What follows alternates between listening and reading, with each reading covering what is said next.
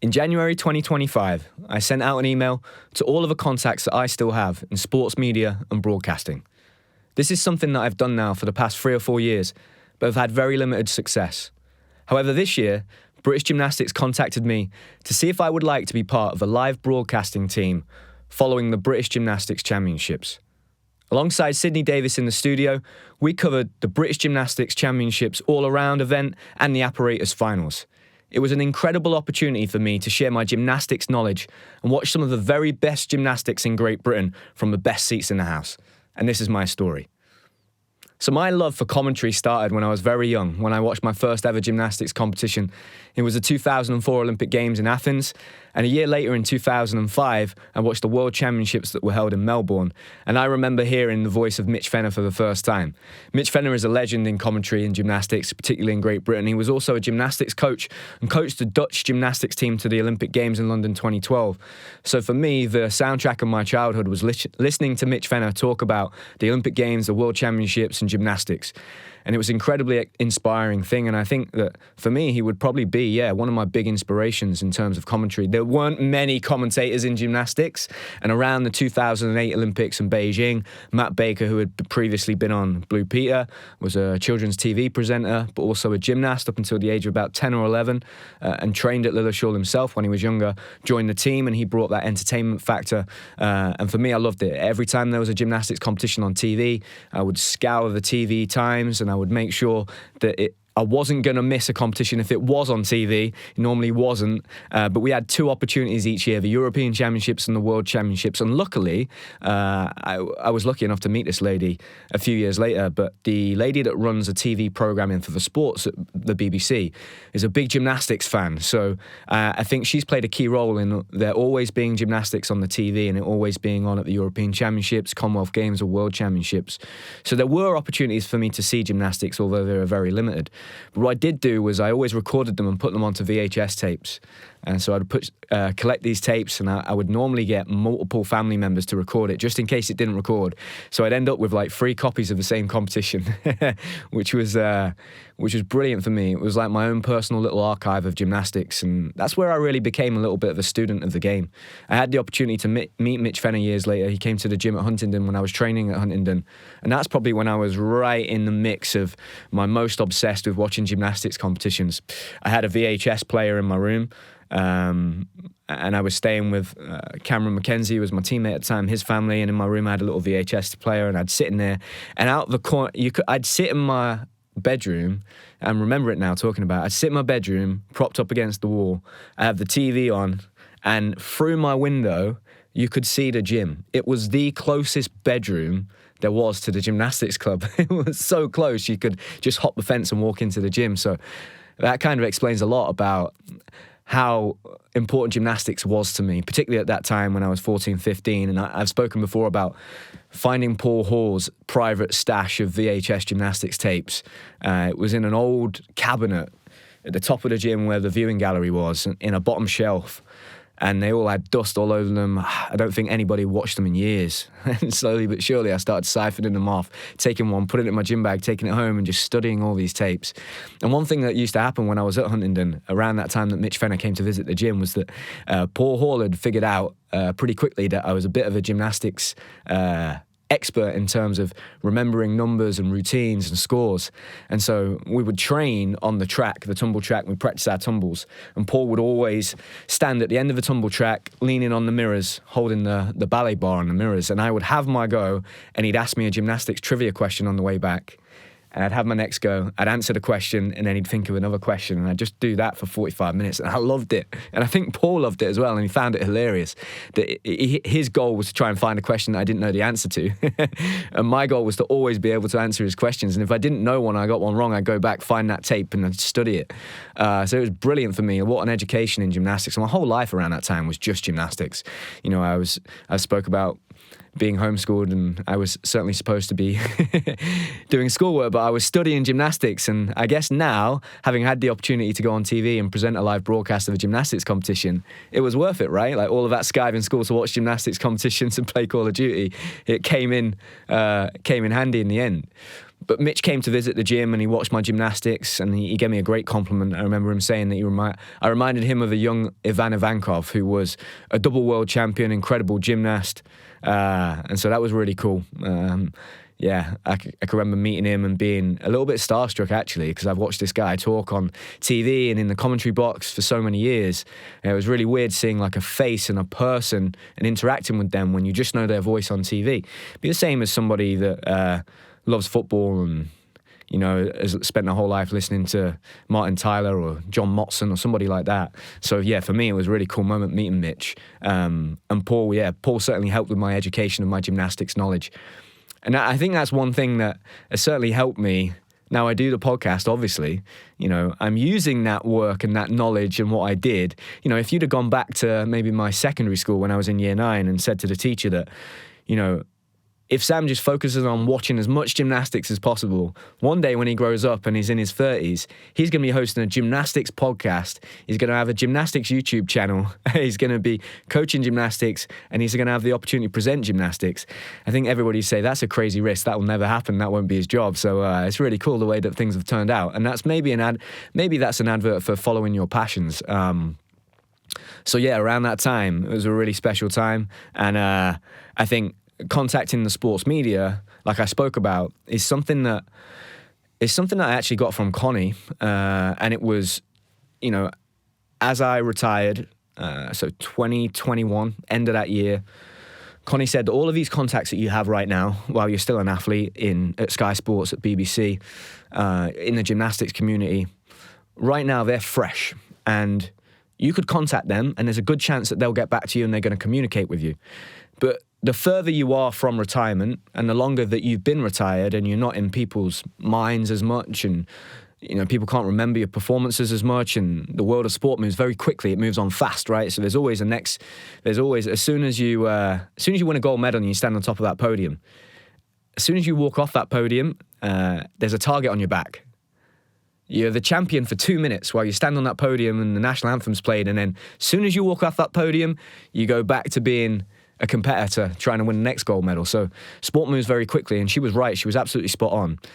So what I started to do was send these emails out at the start of the year in January, and I would offer my services, and, you know, I would talk about my gymnastics knowledge, my experience that I've had in the sport, the work that I've done with Sky Sports, the fact that I was mentored by Jeff Shreves, that I'd had media training, that from a very young age, from the age of 14 or 15, around that time again, that was in Huntingdon, local press were following me. I was on Blue Peter in the run-up to the Youth Olympic Games. You know, I've been on TV many times, so I was kind of used to the camera and being on that side of the lens. And then as time progressed and I started my coaching journey, and then that developed into us going traveling, and then the podcast, that email that I'd send out in the January would evolve, and it would include the podcast statistics that we had, and I'd talk about the guests that we've had on, and I'd link the podcast, but still, you know, I get very, very few responses. But, you know, I never took that personally. I had a conversation in I think it was around 2022. Me and Connie went to Italy on holiday for a week, and I spoke to Jeff Shreves. I reached out to him and said, Jeff, can I give you a call? So I rang Jeff while I was in Italy, and the first thing he said was, why are you calling me while you're on holiday? That's not fair on Connie. You shouldn't be calling me right now. If you've gone on holiday, you should take a week off. And actually, me and Sam were just, before this episode, talking about getting better at resting. That's another great example of me just not being able to rest. And I rang him up, and after that, he said, but I'll give you some advice. And he said, you just have to keep knocking on that door. And I think, you know, for a long time, I was like, why is no one giving me a shot? Why is no one giving me an opportunity? Look, I'm here, I'm saying, like, I'm available, I want to do it, I think I'd be good at it. You know, I've got a lot of gymnastics knowledge and expertise, but nobody knows that yet. These people at the BBC, they don't know that. You have to demonstrate, you've got to show it, you've got to have a CV, right? Like, you've got to have something to show, and I think that's what the podcast probably became. But at that time, that advice that Jeff gave me, he said, look, Sam, just because you were an athlete and you competed in your sport at the very highest level doesn't mean that you automatically get a shot at doing presenting or commentary. They're very different things. And I'm not a footballer. I'm not from a footballing background. So if your logic is that the best people are going to be the athletes, then I shouldn't be in a job. And it was a really interesting conversation that he had. And, at that time, it made me sit back and think a little bit more. Because in the past, I have been quite critical of the commentary of gymnastics, right? At times, I think we've not had enough experts on. We've not had enough current athletes on. And I've always looked at the broadcast, particularly the BBC, because the BBC always cover the gymnastics, whether it's the Europeans, the Worlds, Commonwealths or Olympics. And I've said, why are you not getting some of the gymnasts on? We've got Lewis Smith or Christian Thomas or Max Whitlock or Niall Wilson or myself. Why? Get us on, because we know so much about the sport, and also we know the athletes. So we have those human story elements to it that we can bring in and bring to the... But the reality is, having had my first experience of life, it is not easy, right? It's tough, it's challenging. You have to be very adaptable. And actually, the girl that I worked with at that competition at the British Championships wasn't from a gymnastics background, although her mum, a really nice lady, is a gymnastics coach and coaches at the highest level. So she understands it to that degree, but her technical knowledge is not where I am. But she was brilliant, and she is in her early 20s, and I could not have done what she did at that age. So it just shows you that it is a skill that you need. You can't just, it's a bit like YouTubing or podcasting, right? Just because everybody can do it doesn't mean you'll be good at it. So I think, contacting them every year was also great, because it's a very humbling experience to send out 40 emails and get nothing back, but still keep going and tell yourself, look, it's fine, you've got to keep going. You need to prove to them that you're worthy of an opportunity. And that advice that I got there from Jeff was absolutely amazing. And I think with the British Championships this year and them reaching out to me, it was exciting. It was great to receive that email. The email came from a lady that was going to be in charge of the production, part of the BG Media team. She was brilliant. She contacted me and she essentially said, look, Sam, we'd be interested in talking to you about being part of the presenting team or the commentary team. Now, whenever it's something with British gymnastics, because of my past experiences, I am always somewhat skeptical of the motivations. And I always have those reservations, and that's completely normal, because I've had some really, really challenging experiences and tough experiences with British gymnastics, right? A lot of that was to do with the gymnastics side of things around the 2016 Olympic Games and how that played out. And so I always am a little bit, I keep it at arm's length, because I'm just not quite sure what the motivations are and whether they're always pure, those motivations, and authentic. But I have learned over the past, I'd say, year, that it's very important to not just say no to opportunities because you think you're going to be put in a position maybe where something could go wrong. And actually, if you just go in there with the right intentions and you do a good job and you don't like it and something happens that you're not okay with, then that's great. Just don't do it again. You've learned something. And that was some advice I actually got quite recently from Connie, but also from Sam as well. And I went to a GB development camp in January. Again, same initial reservations. Is this somebody maybe trying to get me involved so that then they can potentially dictate or control the narrative of where this podcast goes? And that's something I'm really, really passionate about and want to keep hold of and protect. But I spoke to her. She was really lovely. We had a meeting. We set it up. I got no bad feelings from that conversation, and I felt quite valued in that situation. So initially, I was just working out what are the motivations, and it became quite clear that they just wanted my expertise on gymnastics, and they felt that I would be the right person for the job. Now, for the first couple of weeks, I thought that the presenting role that I was being offered was the in-arena presenting. So that's the bit where you're trying to keep the crowd engaged. You're on the microphone talking to the audience.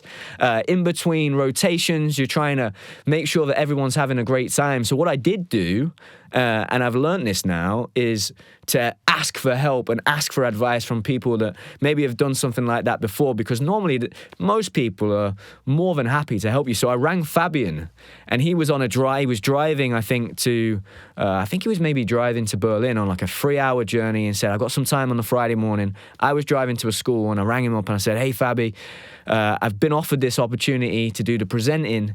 And he said, okay, what role is it? And I said, It's in the arena, it's getting the crowd going. He gave me some incredible advice. He said you've got to keep them very engaged. That's really, really important. Try and include the crowd in things. So right now in men's gymnastics, you have to do a balance. So you either do a Y balance, a scale with your leg to the side, or you do an arabesque where you lean forward and lift your leg up. It's just one of the most ridiculous rules I've ever seen in gymnastics. Everybody at the competition was just laughing like, surely they're going to change this because it's so backwards when we're trying to push difficulty. The two things are kind of juxtaposed to each other. They don't work. They're a real contradiction. He said, get the crowd out onto the floor and get them to try doing one of these balances. And then you can demonstrate to the audience how difficult it is and you're getting them in. And I was like, wow, that's a great idea. And he said, you could also get a judge to come and try it. And so he had these really great ideas. Fabian gave me some brilliant advice.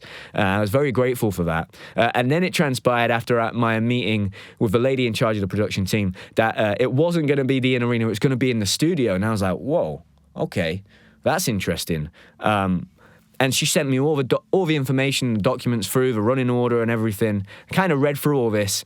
It became quite clear that I didn't understand any of the terminology used within production. So that was a challenge, and I would try to kind of figure it out. But I think the best thing that I did was I did 3 things before I went into that experience in Liverpool.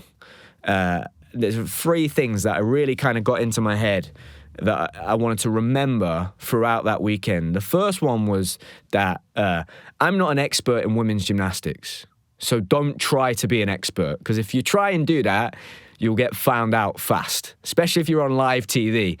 You know, you can tell by the language somebody uses, right? And that's why I could tell in the past, potentially on the broadcasts of gymnastics, that the people didn't know the names of the skills, and they were kind of just making it up on the fly. And that's why sometimes, you know, a lot of my friends and teammates get very frustrated with the commentary, and at times they mute the TV.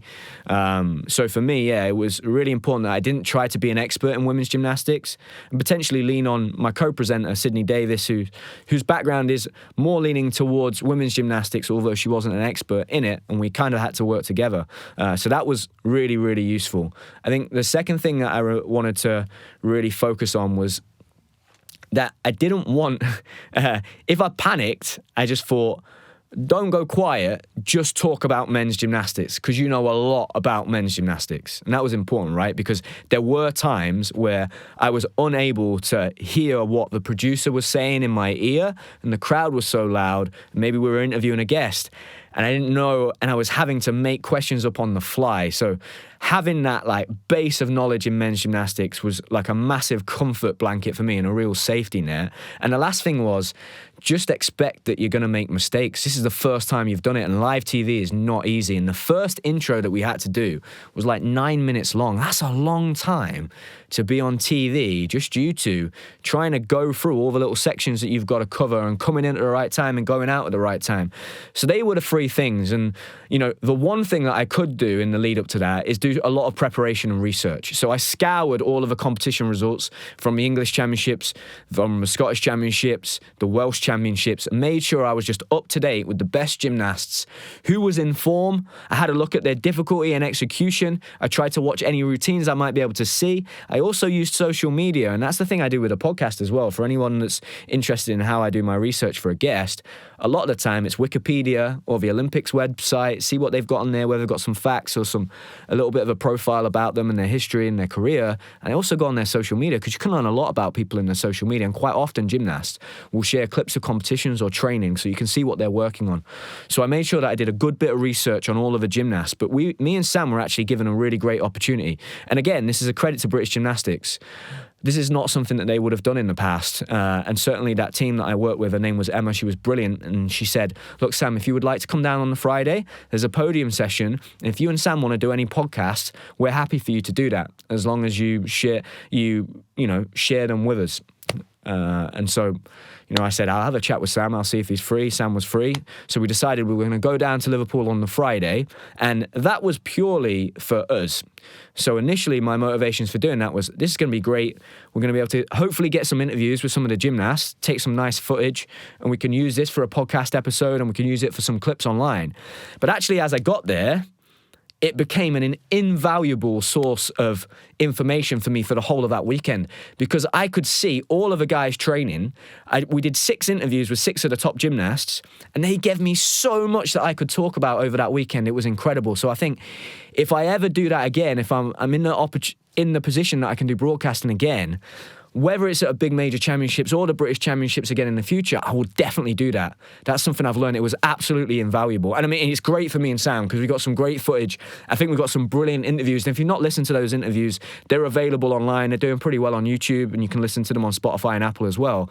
6 great interviews of gymnasts that are right there, just about to compete the next day. So you get really raw answers. It's really, really good, that conversation that I had with all of those 6 athletes, and the footage that we got was brilliant, and those reels have done really well online, but just became an invaluable source of information for those moments where I had a minute to fill, or I had kind of some space to fill, or maybe we had to get one of those athletes back on as a guest. I already had that context and background information to ask them a little bit more and open up that conversation again. So really, really cool that we did that on a Friday. And thank you again to British Gymnastics for giving us the opportunity to do that, because, yeah, they didn't have to do that, and it was absolutely brilliant. And then we obviously get to the competition, and on the day, we went about, in the morning time on a Saturday, we had the chance to kind of run through what we were doing.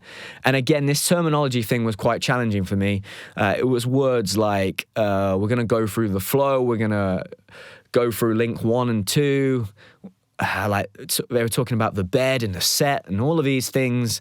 I didn't know those words. So I did say to myself, just ask lots of questions.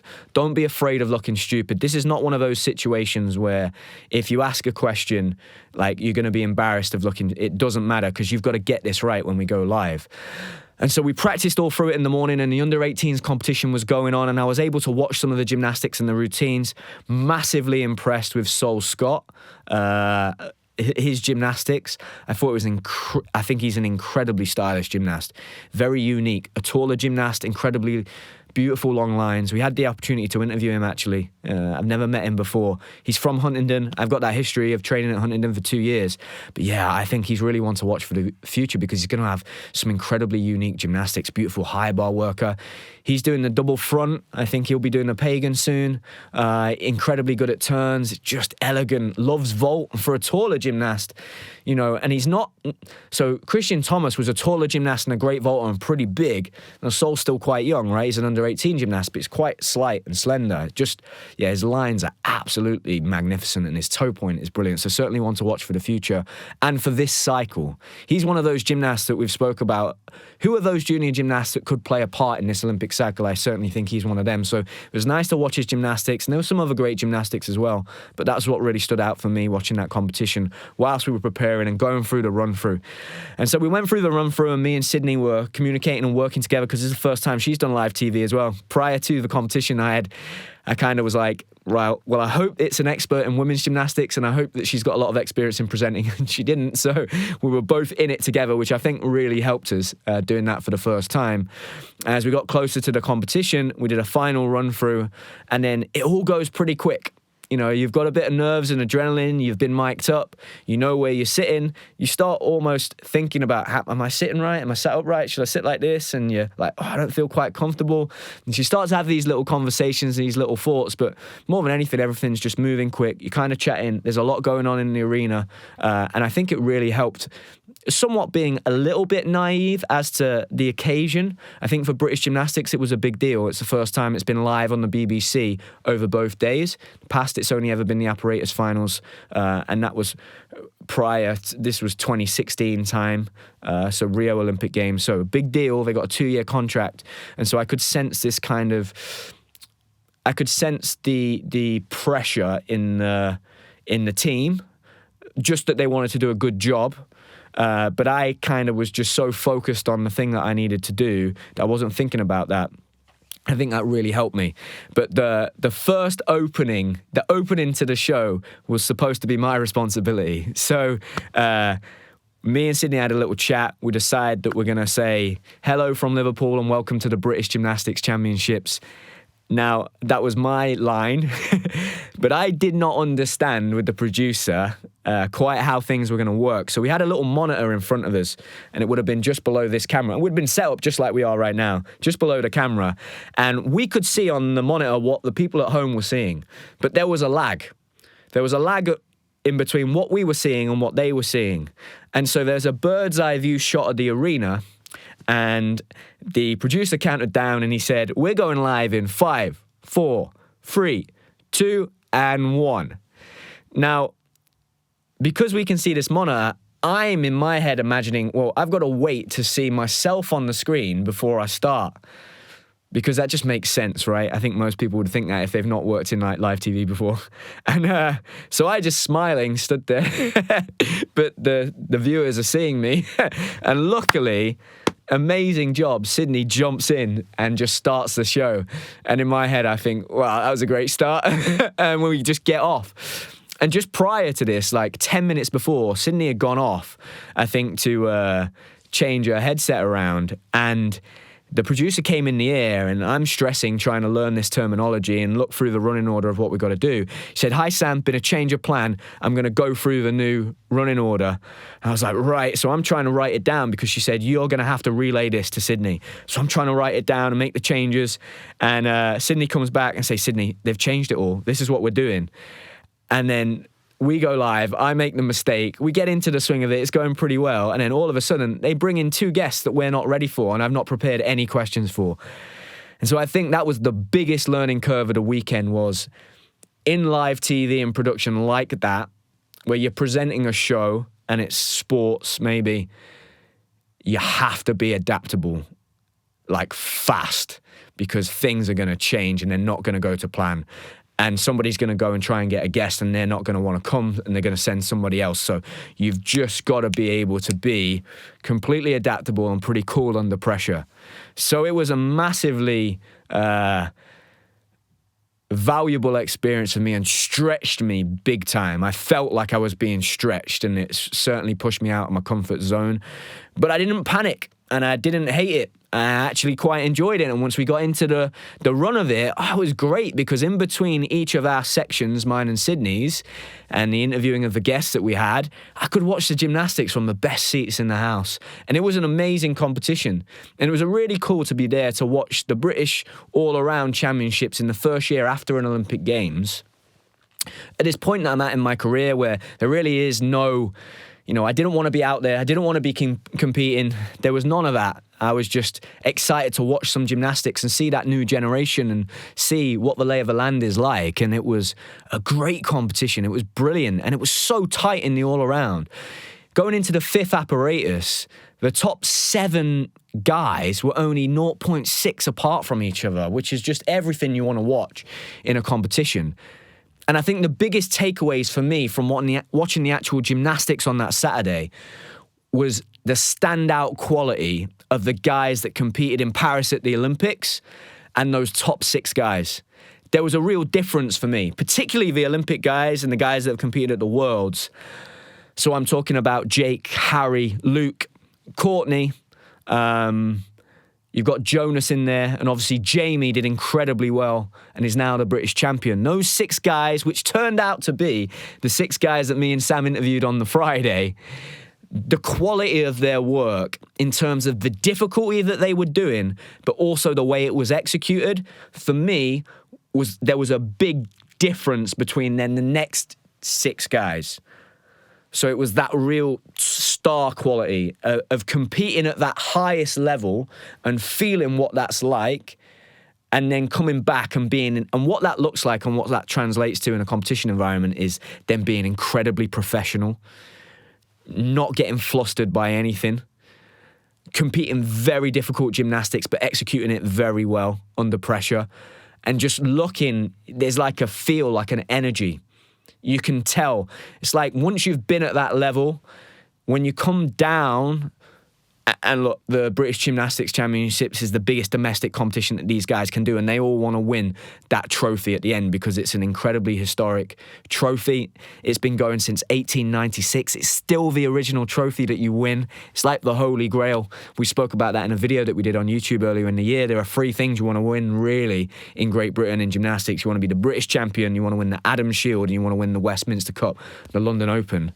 And so that is the biggest one you can win. But for those guys coming from the Olympics down to that, that's going to feel like a walk in a park, and you could really see that.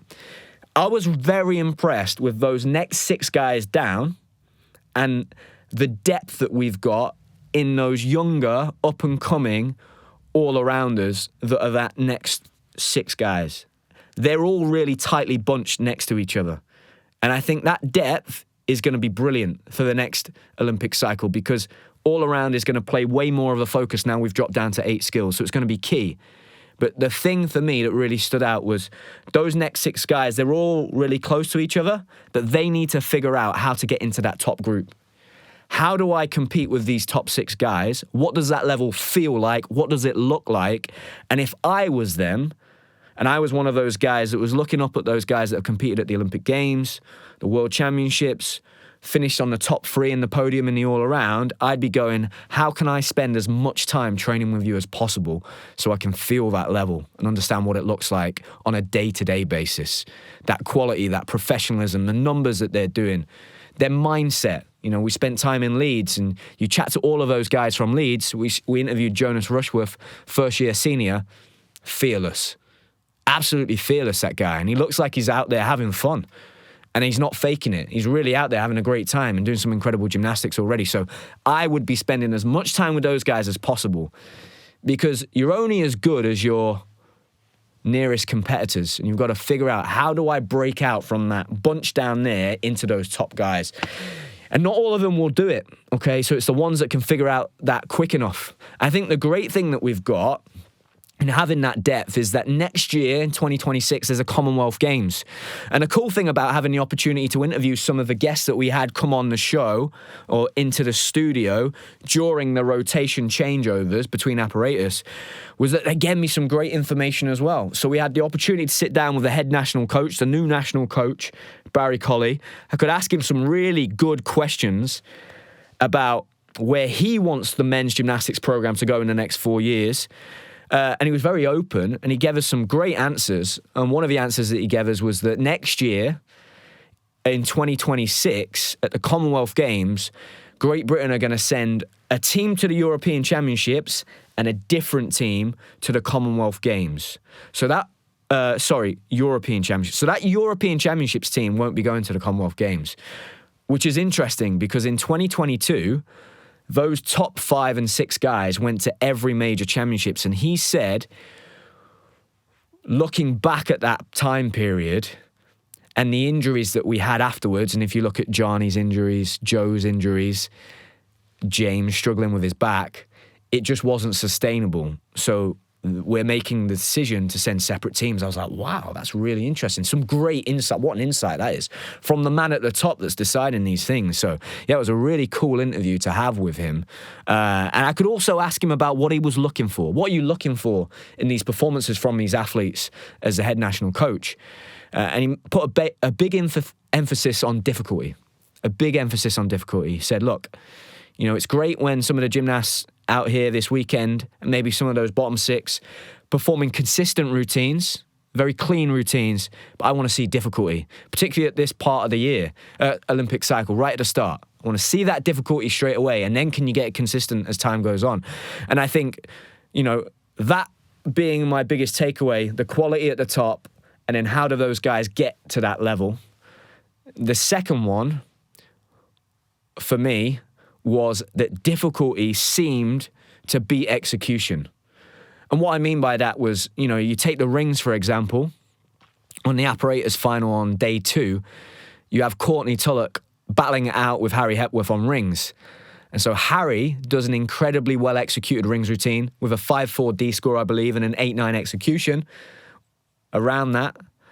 And then Courtney goes out and does a 5-8 execution, so a big gap, a 5-8 difficulty, but his execution is much lower, down at 8.6, so a big difference, 3 or 4 tenths, and the difficulty comes out on top. So really, really interesting, and I saw that a number of times. You saw that on floor as well, and some of the other apparatus. That difficulty for me and being able to perform it and execute it well is going to be the big, big key. So it's how can you get in as much difficulty? And when we interviewed Jake Jarman and we asked him, Jake, how have you found this new code? Most athletes had said, look, it's been easier for me to drop from 10 to 8 skills. Jake said, doesn't feel any different because I'm now just cramming in as much difficulty into those 8 skills as possible and my routines haven't changed. And I think that's what you're going to have to see from the very best guys. And it's exciting with the guys that we've got that did well in Paris, Jake, Luke, Harry. I think they performed incredibly well, and I think they're going to have medal chances throughout the next 4 years in the Olympic cycle.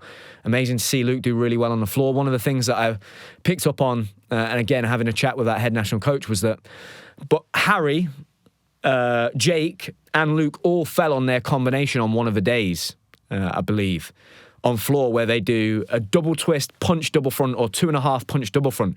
And because of a new construction, those gymnasts are trying to cram in as much difficulty in those 2 first tumbles.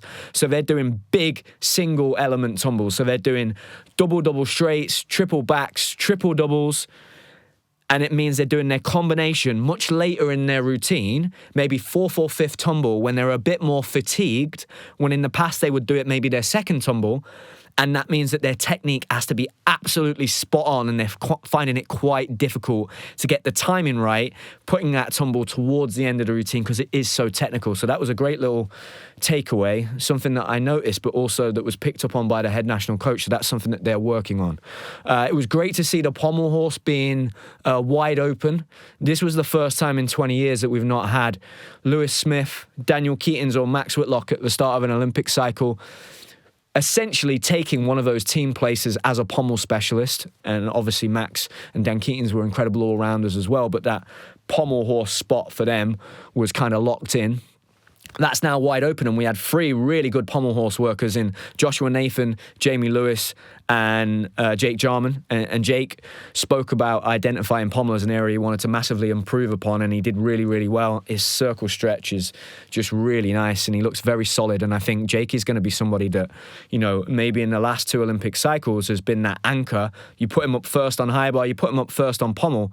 I think he's going to start moving towards being the 2nd person, maybe even the 3rd person on some of those apparatus where he's not known for being one of the best in the team on those apparatus. He's known for being maybe consistent. I think he's going to start pushing his difficulty because he spoke about wanting to be one of the best all-rounders and challenging for those all-around medals.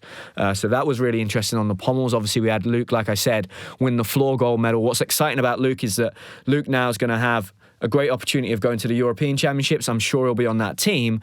And he has the chance to make history by becoming the first gymnast ever to win 3 back-to-back European gold medals on the floor, which would be some achievement. I don't know if that's been done on any other apparatus. Potentially it has. Maybe rings, maybe somebody like Petronas has done that. But what an achievement that would be. 3 back-to-back. It's definitely the first on the floor. I don't know of anybody that's won 3 golds back-to-back on the high bar. During the 2016 cycle, I was able to win back-to-back silvers 3 times on high bar, 2013, 14, 15. That was something I was really proud of. But to win golds on floor, on an apparatus where there's so many mistakes, that'd be really cool. So I'm excited for Luke. And I do just think that Luke's floor routine is the most well-balanced and all-around floor routine. I really like it. It's got everything in that. So it's going to be really nice to see that.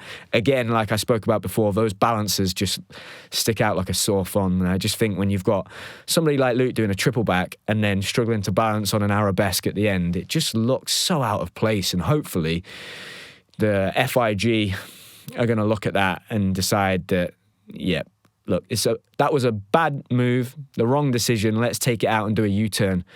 I hope they don't just dig their heels in and decide that they want to almost save face and not change their mind on that, because yeah, it just doesn't suit gymnastics today. Seems like 10 steps backwards to me, back to a bygone era. So hopefully they'll make that decision. We spoke about rings. Courtney landing his triple back, really cool. I think for Courtney, he almost feels like, wow, I'm right at the end of my route. In fact, Courtney invited me to his 30th birthday, so he's 30. And I think with that triple back, he almost feels like it's taken me 20 years of my gymnastics career to find the right dismount, and all of a sudden, this new code, and I've got it. And Courtney spoke about something really, really interesting, and we put this reel up on social media. Courtney decided to carry on this Olympic cycle because those skills got dropped to 8, and he felt like he could physically handle doing 8 skills instead of 10. And I actually saw that one of the judges, I think it was a Canadian judge or an American judge, commented on our reel and said, that's really interesting to know because that's one of the reasons why we implemented that rule. We wanted the athletes to have longer careers. And I was like, wow, that's really cool. It was great to see that on one of the interviews that we produced, which is great. So you can see that people are listening and stuff to the podcast, which is really, really cool.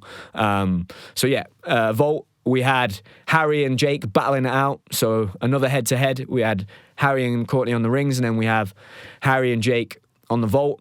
Jake, I think that 3.5 twist is just the best vault in the world. It's the most consistent. It's so clean. He's starting to make it look pretty easy. He's doing his Dragolescu as the second vault. I've been told that he can train a pike Dragolescu. I think that would probably take quite a lot of time for him to get that. Maybe he would steer towards doing a pike double front first and then add the half turn in. But it's going to be a race between Jake and Harry to see who can get to those 2-6 vaults. Harry's attempting to do the handspring triple twist and the pike Dragolescu. We had a chat with him and we asked him how likely he is to potentially be competing those vaults this year. And he said, well, if it goes well at the weekend, I'd like to compete the triple twist on vault.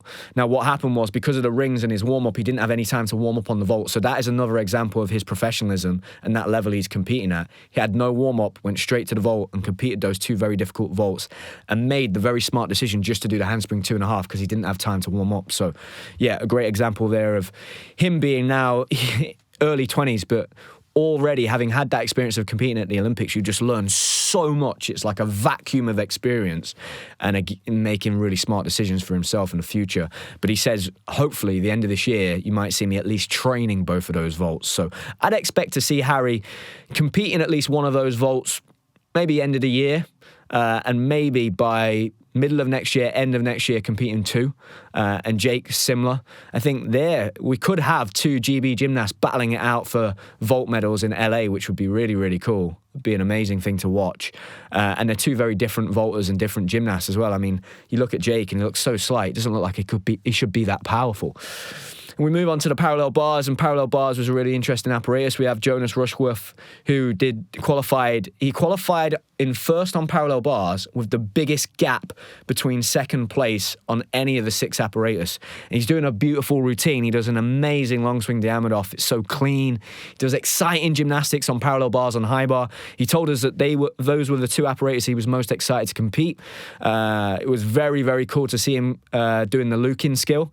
He managed to catch the Lukin on high bar in the competition on Saturday, but put his hands down, and I'd forgot that he hadn't made the final. So I was chatting to Luke on air and saying, what do you expect from Jonas on P-bars and high bar? And even Luke had forgot he wasn't in the final, so that was a bit of a shame because I wanted to see that Lukin and that routine once more. Had some struggles on the parallel bars in the apparatus finals, but again, parallel bars is one of those pieces that at the moment is a bit wide open. And I think people are still trying to figure out the best construction, the best types of skills to use.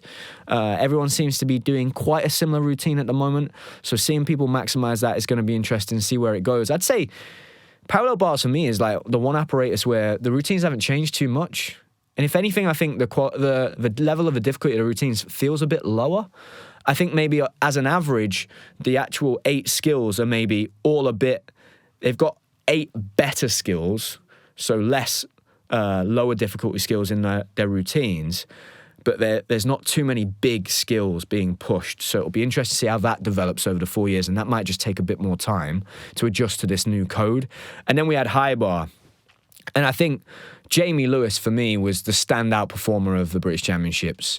Jamie has won 6 junior European medals.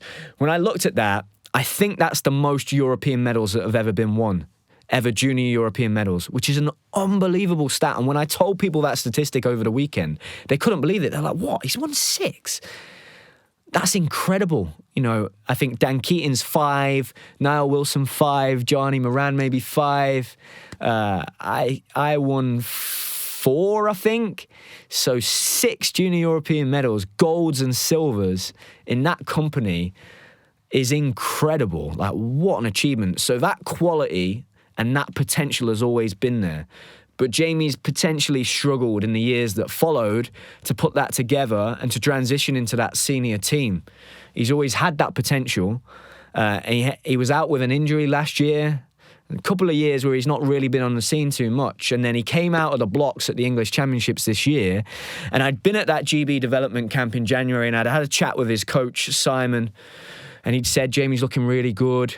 He's doing really well. And I'd actually I said, you know what? He's still very young, Simon, and there's no reason why in LA 2028 he can't be there, you know, challenging for team places and fighting for medals. And one thing I did leading into the Tokyo cycle, when I knew that I was going to be 27, 28 at that Olympic Games, I actually messaged Chris Brooks, who was an American gymnast, who made it to the Olympics in Rio 2016 at the last time of trying when he was 28. And he sent me a big, long message giving me some advice and telling me, you should go for it, don't stop. These are all the things that I focused on. And it was like amazing of him to have done that. It didn't work for me, right? I didn't make it to the Olympic Games. But I suggested to Simon, I was like, look for athletes that have had a similar journey to Jamie. And maybe they were very successful as juniors and then struggled to transition into that senior team and replicate and reproduce those results. And maybe reach out to them and look at their journey and see what you can learn from it. And I spoke to him in January about that. And then February he does the English Championships, smashes it out the park, scores 82 and gets the highest score of any of the guys by a whole 2 marks. Now, I went into the gym a week after and I said, hey, tell me about the English. And they said, did you see Jamie's score? He looked really good, you know. But everyone kind of said Jamie was in the first subdivision, so he wasn't with all of the big hitters. He was kind of by himself. There wasn't as many people watching. And I thought, it's going to be interesting to see how he handles that expectation now at the British when everybody's in there. And on the Friday at the podium training, he looked great again. And the conversation was, it's Jamie's to lose, really. If Jamie hits his routines, he's going to win. And I thought, wow, this is quite a lot of pressure. Let's see how Jamie handles this. And he absolutely smashed it on that Saturday, and it wasn't without struggles, right? It was very much a fighting performance in places, and he got lost on vault and did a 1.5 instead of a 2.5. He had to fight for his P-bars, but he saved the very best till last with his routines and did an incredible high bar and an amazing floor routine under pressure. And he took the gold medal. And that high bar routine in particular, as I was presenting, I spoke about that being a champion's routine. It really was. And yeah, Jamie becomes the 117th, the winner of the 117th British Gymnastics Championships. He gets his hands on that trophy, and the first gymnast from Woking to win since 1996 when Lee McDermott won it. An amazing achievement for him and his coach Simon. You know, they've been together since the very beginning. It's been a long old road for Jamie, and regardless of what Jamie goes on to do, he will always be a British all-around champion. It's something I was never able to achieve as a senior gymnast. I came close twice, but what an incredible achievement. Something he'll be very proud of. He'll get his name on that trophy. He'll go in the history books. And for me, just an amazing story of somebody that could have probably quite easily walked away from the sport at times over the last few years and given up. And for any gymnast out there that maybe at times struggles with being able to compete under pressure and put performances together, be consistent, start getting results, and maybe did it as a junior and they can't understand why they couldn't do it. What a great example now Jamie is for all of those athletes. It will give them a boost. If Jamie can do it, especially those guys that are that next group of 6 down, and some of them are in their mid-20s, right? They'll look at Jamie and go, whoa, if Jamie did that, why can't I do that? So, yeah, an amazing motivator for all of those guys. And on that second day, Jamie smashed his high bar routine again. And the amazing thing about Jamie's high bar routine is that that's always traditionally been his weakest event. Always been his weakest event, the high bar. So for him to come out and win high bar pretty easily, hit those 2 routines back to back. He also won pommel horse, and he's always been an incredible pommel horse worker. Jamie, I mean, I'm super excited for him. I'm just very happy for him.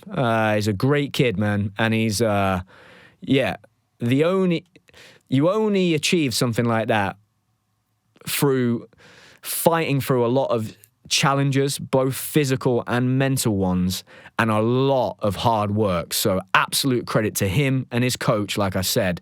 And I'm really excited to see Jamie push on now. And if I could give Jamie any advice, it would be do not look back anymore.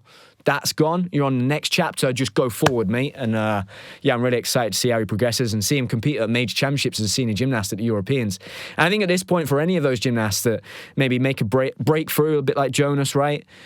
Don't have that experience. All now is about kind of the mindset and getting in the right mind frame and that confidence in your ability. And, we spoke to Jamie and I said, Jamie, what have you done between the English Championships and now at the British Championships? And he said, just more of the same, just working on those small details, not changed anything drastically. And I'm sure those guys are going to do that again. But yeah, brilliant to watch all of that gymnastics, have the best seat in the house, and obviously be part of that commentary team and presenting team. I got to work alongside Christian Thomas and Katie Foster, who are brilliant at what they do. I've known Katie for a long time from when she was at university at Loughborough, and she is a student of the sport, particularly women's gymnastics. She absolutely loves it. It was great to work with them both. They were very helpful. Gave me lots of advice, certainly made me feel at ease in the studio. Christian, again, has been a role model for a long time, a teammate of mine, and I was very, very lucky that over the weekend on the Saturday night, I got asked if I would be happy to receive an award, and I was going to be inducted into the British Gymnastics Hall of Fame. So I said, yeah, no problem. And they had an awards dinner after the competition on the Saturday. I've never been to that before. It was really good, actually. They had all of the athletes from Paris received awards. Lots of the good gymnasts, lots of retired gymnasts were there. Lots of my friends and teammates were there. All the coaches, all the judges, the whole gymnastics community was in that room. And I was presented the award. It was a massive honor. Christian presented it with me, and he actually did an incredibly thoughtful and kind speech. I was very, very grateful. It meant a lot to me. And it certainly brought back some memories of the times and the memories that we had competing as a team. And Christian used to be my roommate. So Christian used to stuff Bulgarian bed sheets in my suitcase. So I'd take it home, and then my mum would be like, what's this? And I'd be like, oh, Christian's put it in my bag. So we had great times, man. Him just winding me up, and he was a proper wind-up merchant, Chris. But he spoke really highly of me, and it was something that, I really appreciated. And, I'm just very proud when I look back to all those experiences that we had. And it was great to have Christian and Dan Purvis there in that room, part of the 2012 Olympic team. And I was presented with this award, and I was asked to do a speech, which I was like, well, I guess if I've spoke all day, then I can do it again. I didn't. They said, do you want Christian to ask you questions or do a speech? Christian was quite keen not to ask me questions. So I said, it's okay, I'll do a little speech. I just thanked a lot of people. So great opportunity now to do the same thing. I thank my parents. I often say that it's very difficult to get far in this sport without a good support team, and my parents were absolutely incredible throughout my career. So I wish they'd have been able to be in the room, but I was very lucky in that weekend I decided, right, can I take my family with me? So can I take Connie and Ozzy with me to work and just make that a thing now? If I go and travel for work, they come with me, and we experienced that together, and it worked. It was brilliant, man. We had the best time. Me and Connie looked at each other, halfway through that weekend and said, God, this feels really normal, doesn't it? It feels great. And I was like, yeah, this is amazing. Like, I'm going to do this in the future. Like, if I get the opportunity to do things like this, you just come with me, and we just take it as a trip as a family, and we work, and like, what a cool thing. What an amazing privileged position I'm in to be able to do that. And so my parents looked after Ozzy, and Connie was able to come and see me get the award. And I thank my parents for everything they did for me. I thanked Sergey, which got a big applause from everybody in the room. And I thanked him for giving me the gift of teaching me gymnastics, because gymnastics has now become the thing that it's given me everything in my life, absolutely everything. And I'm so grateful for that. And he obviously taught me some incredibly important life lessons as well. But I went on to thank my teammates, many of which were in that room, and anybody that had supported me and sponsored me throughout my career. Because it's not possible without that support. It's elite level sport is tough, man, and you need a lot of people to help you. It's just, you might be the one person out there putting their hand up, but you don't get there unless you've got a real team behind you. So I thanked all of those people, and it really was an honor to be in that room. And one of the messages that I kind of wanted to get across was that we should never take for granted where we've come from. Like, to be there that whole weekend, I was just amazed that these young kids, some of them 12 years old or younger, were getting to compete in an arena for thousands of people. What an experience. There can't be many other countries that have their national championships in an arena like that. For these kids, it's such a head start. And I asked that to Luke, actually, and he said, yeah, we've been speaking about this. Like, it gives us a real advantage when we make it to the Europeans or Worlds because we've already competed at a British in an arena. And I was like, yeah, what an incredible thing that is. To have built gymnastics up to the stage where it can be in a big arena like the Echo every year. Oh, just shows you how far we've come as a sport, and that is down to the work of those athletes, their incredible results and the medals that they've won, and also their personal coaches and their clubs. They wouldn't be able to do it without that community. So, yeah, amazing thing to be inducted with that. It's a beautiful frame.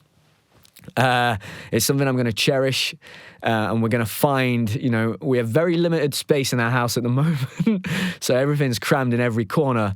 But once we've got a bit more space, I think we're going to have, somewhere where we can put that memorabilia up, because it's something I'm really proud of now, and it lists my major championships achievements, and yeah, it's really cool, man. And Ozzy found it the other day, and he was pointing to my face and saying "Dada," which was awesome. So it makes it even better. But it was really cool to be given that. So I was massively grateful to everybody that was part of nominating me for that, giving me the award, putting the award together. It was brilliant. Tim Peake, it's been brilliant that past weekend. He's part of the BG Media team. He does a great job of trying to promote the athletes and building them up and working with sponsors and managing that side of things, that major championships that people don't see. You won't see that. He does a great job, him and his team. So that was brilliant. And I also have to thank British Gymnastics for being very welcoming in our content. Me and Sam, they shared it, which is brilliant. Not everybody does that. So we invited them to be collaborators, and they've shared it, and that's done well, and it's helped the reels do well. And look, rising tide lifts all boats, right? Like, we can work together and build this pie and build gymnastics. And, I'm never going to stop doing what I do here. I had a couple of messages over the weekend saying, Sam, how did you get that job? Just interested. My past experiences, how did you find it? And I said, look, I was skeptical, but I had a good, positive experience. That's the truth. There are always going to be people that I don't get along with or don't agree with, even in those settings and that environment. But to be honest, that's going to be life, and that's something I've had to work on, is to get used to being around people I don't particularly like or agree with or share the same values and principles, but that's part of life. So that's something that I have to work on, to be around them, but it doesn't mean that I don't call out things if I see them and I think they're wrong. And I think actually being there in it, I can actually affect some change potentially, rather than sitting from the outside and just pointing. So that's what I'm going to try and do. I'm not going to walk away a step away. I'm in gymnastics now. I love it. I love the sport, and I love the athletes more than anything. So I'm going to try and always keep their best interests at heart and stay true to that, and make sure that make sure that I'm not ever steered in a direction because maybe somebody's able to give me some work or give me a job or whatever that might be. I'm not going to let that happen.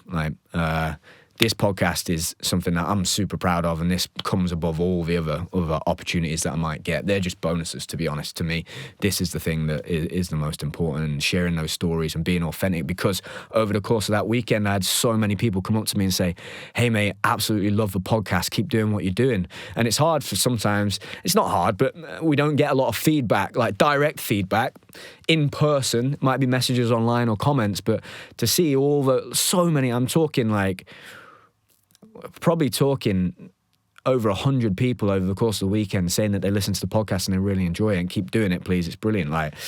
That just gives me all the motivation I need to keep going. So, what a weekend. What an experience presenting for the first time on live TV. I actually had a message off Matt Baker, which was pretty cool. And he said, hey, mate, just watched the gymnastics. Think you did an amazing job. Wow. That's brilliant, really cool. And apparently, from what I've heard, the live stream, about 110,000 people were watching, which is pretty cool. 110,000 people. You put them all in one room, that would seem like a hell of a lot of people. So, brilliant experience for me. I'm glad that it came across well on TV. I'm glad that I was able to share some of my gymnastics knowledge, and hopefully I get some of those opportunities again in the future. And we can try and help grow this sport and get it on TV a bit more. That would be an amazing thing to do. Congratulations to all of the athletes that competed. It was amazing to watch those performances. I'm super excited for the big competitions that are coming up this year.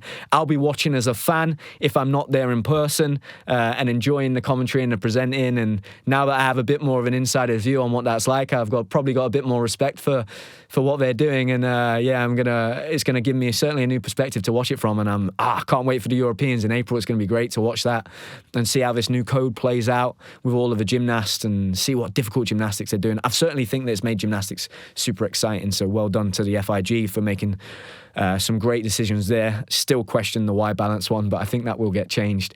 And then to just finish off, I guess, just a bit of an advertisement on the stuff that I'm up to. We're coming into the summer term in schools. I've still got some school event opportunities available. So if there are any primary schools out there that would like a gymnastics event from me, I can come in and deliver an assembly. I'll bring my Olympic medal and my Olympic torch, share my story with the children. I'll deliver gymnastics coaching throughout the whole day. So every single class will get the chance to do handstand cartwheels, forward rolls, and they'll be taught by me. And at the end of the day, we'll do a mentoring session with the year sixes who are either taking their SATs or moving on to secondary school. And it's a really good little session that is. I love it. We work on building self-confidence, overcoming obstacles, goal setting and finding motivation. In terms of the podcast, if there's anybody out there, whether you're in the gymnastics community or not, and you're just in the business of promoting sports and health, we're always looking for sponsors for the podcast. So just reach out. You send me a direct message. If you want to sponsor an episode with a guest on or solo episodes, maybe you like the solo episodes. A lot of people like these episodes. Then just let me know. We're looking for sponsors all of the time. And again, I've started advertising my sports agency for gymnastics. So if there are any athletes out there that maybe competed at the British Championships this weekend, and maybe you're in that next 6 gymnasts, you want to know how to get into that top level. I've competed there, I've been at the Olympic Games, I've seen what it's like, I know what it takes, and I believe I'm best placed to help those athletes get to that next level and reach that top level of gymnastics and competing at the highest level in sport. And I think I can help you through mentoring and managing the contract negotiations for league matches. The new seasons are going to start in the autumn, so now's the time to be talking to those teams in Germany, France and Italy, and then also contract negotiations, sponsorships. So yeah, if there's anybody out there, any athletes that feel like maybe I want to have a chat with Sam and see how he can potentially help me, please let me know. And outside of that, thank you everybody for listening. Make sure you're subscribing. We're keeping it up. We're not going to stop. Every Monday, there'll be a new episode out. And so if you're subscribing, then you can download that straight away on Spotify, Apple, Amazon, wherever you get your podcasts. You can watch them every week on YouTube. And thank you for everything. And I'll see you in the next one.